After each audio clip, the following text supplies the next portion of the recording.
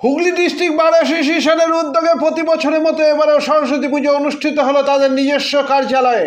সকালে পুজো অনুষ্ঠিত হয়, সন্ধ্যাবেলায় চলে সাংস্কৃতিক অনুষ্ঠান। চেয়ার টেবিলে বসিয়ে সবাইকে লুচি, আলুর দম, মিষ্টি খাওয়ানো হয়।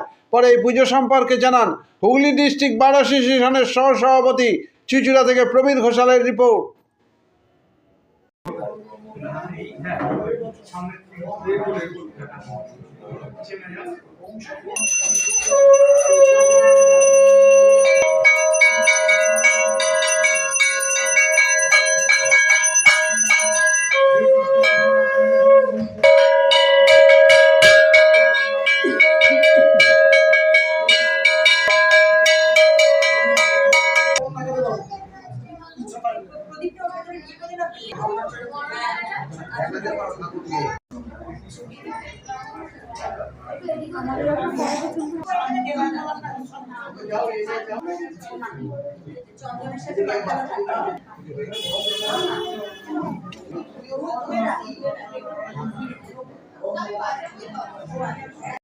প্রতি বছরের মতো হুগলি ডিস্ট্রিক্ট বার অ্যাসোসিয়েশন এবছরও বাগদেবীর আরাধনায় আয়োজন করেছে এবং আমরা সব আজকে এবার সব ছোটো ছোটো জুনিয়র মেয়েরা নিজেদের উৎসাহ এবং উদ্দীপনার সাহায্যে সাড়ম্বরভাবে সুন্দরভাবে ঠাকুর এনে নিজেদের উদ্যোগে খুব ভালো করে করছে।